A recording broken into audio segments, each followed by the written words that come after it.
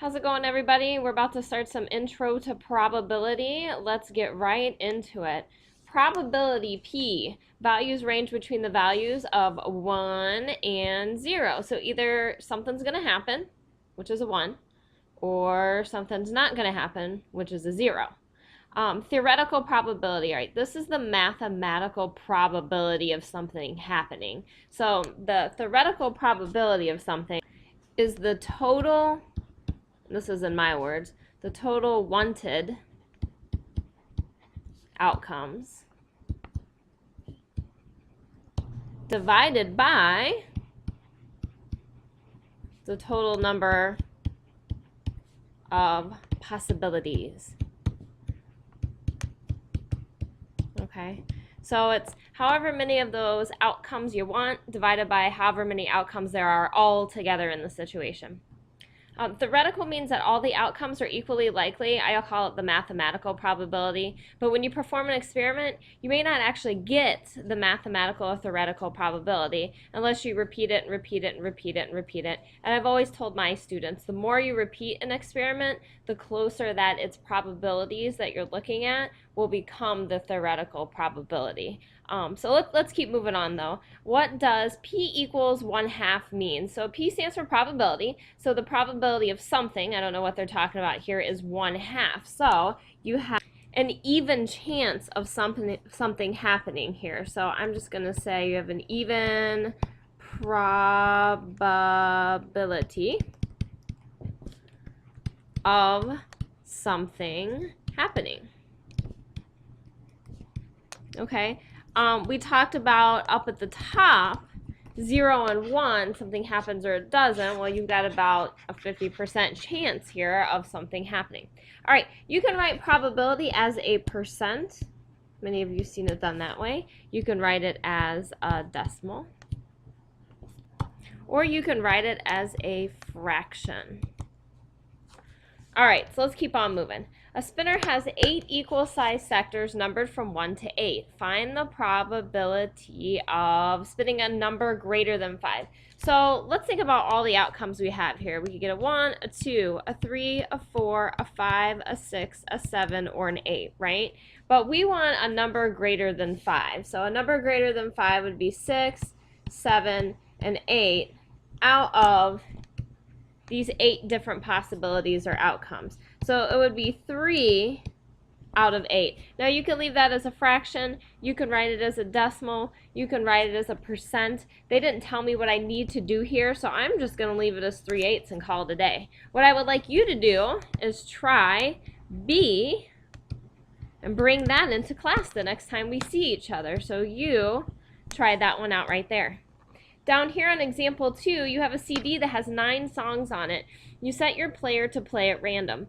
The player plays all 9 songs without repeating any of them. Okay, what's the probability that all the songs, looks like I stuttered there, that all the songs will play in the same order that they are listed on the CD? Okay, well, let's think about this here. What's a probability all the songs will play in the same order they're listed on the CD? Well, this one order here is just that. This is one specific order they're asking for out of all the different ways it could play. And we've talked about that previously in our unit. 9 factorial different ways are there to play the CD, because for the first song you have 9 choices, for the second song you have 8 choices, for the third song you have 7 choices, and I could go on and on. But what you would do is work out what 1 divided by 9 factorial on your calculator is. So you get out your calculator here and you do 1 divided by 9. Let's go math, go over to probability, and option number 4 is going to be our factorial key. And you get this teeny tiny number. So I'll say 2.76 e to the negative 6. 2.76 e to the negative 6. This is a really small number. This means move your decimal 6 places to the left. So 0.12345 276 would be your probability as a decimal. Now as a percent, That would be 0.000276%. So that's the probability that when you go ahead and put that CD in, that the songs will play in the exact same order that are listed on the CD if they're set to play at random. That's pretty small probability there, so I hope that you guys aren't betting on that to happen. Alright, so we're still jamming out to the CD right here, and it says you have 5 favorite songs on the CD. What's the probability that 2 of your 5 favorite songs are played first in any order? So this is kind of important right here. So we want 2 of our 5 favorite songs to be played first. So we have 5 favorite songs, and we're going to be choosing 2 of them. Now let's think about all the possibilities there are. How many different songs are on the CD? 9 right there. There's 9 different songs, and you're going to be choosing 2 of them. And again, we can do this right on our calculator. Just go right on over to here. Now, I'm really a big advocate of parentheses, and sometimes we need them and sometimes we don't, but I just like to use them all the time just to be sure. So I am going to put everything there in parentheses, and then I'm going to divide by 9, and I'm just going to my math menu, to the probability menu, and going from there. Just like this. And when we do this, we get 0.2, we'll just say 0.28. 0.28. Now this is a decimal probability. I know a lot of people don't like to really talk about decimal probabilities. So if you want to change it to percent, to kind of look at it that way, you can also. So you have a 28% probability that 2 of your 5 favorite songs are played first in any order. Okay, let's move on down here to example 3. There are 28 students in Storvik's class, 18 boys and 10 girls. Storvik draws their names to call on them during the class period. If Mrs. Storvik plans on calling on 7 students, what is the probability she calls on 4 girls and 3 boys? Okay, so it sounds like the order doesn't matter here at all, right? It doesn't matter if I call on Johnny and then Bob and then Rob and then Jim. Or if I call on Jim and then Rob and then Bob and then Johnny. So it just has to be 3 boys, 4 girls. Okay, so how many girls are there to choose from? There's 10 girls, and you're going to choose 4 of them.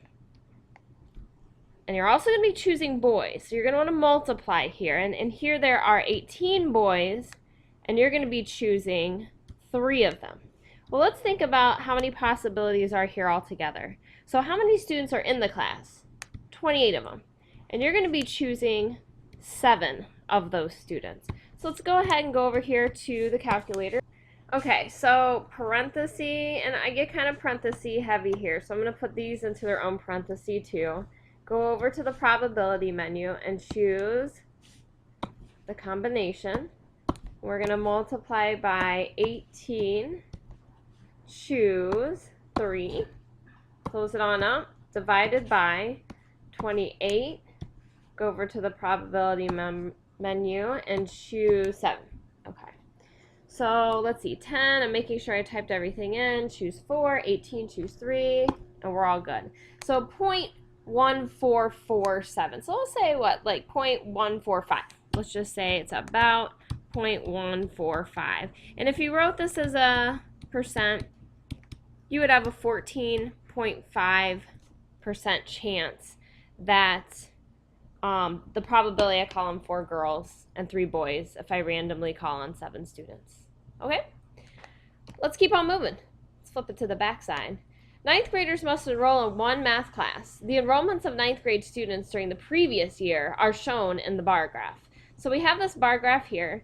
Find the experimental probability. Now, experimental probability is basing probability off of a survey, an experiment, or the history of an event. Okay, we're going to find the experimental probability that a randomly selected student from this year's 9th grade math class is enrolled in Algebra 1 or Intro to Algebra. Well, before we do that, we first have to figure out the total number of students. So total number of students. By the way, if you're listening to this right now, then you should write on your paper that Mrs. Storvik's dog, his name is Frank.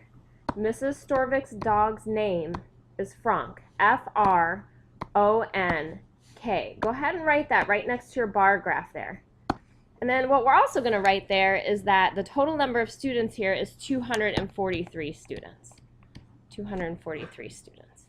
Okay, So on part A here, Algebra 1 or Intro to Algebra. So for Algebra 1, we have 87 students, plus for Intro to Algebra, it looks like we have 51 out of the total number of students, which is 243. So we'll go back up to the calculator. 87 plus 51 is 138. And then we have 138 over 243 divided by 243. And we get let's say 0.568, okay? So we get 0.568. So that would be about a 56.8% probability that a selected student would either be in Algebra 1 or Intro to Algebra. So I want you go ahead and be on your own. So you do this one. Actually, this one I think is a little easier, so you should be good to go on that.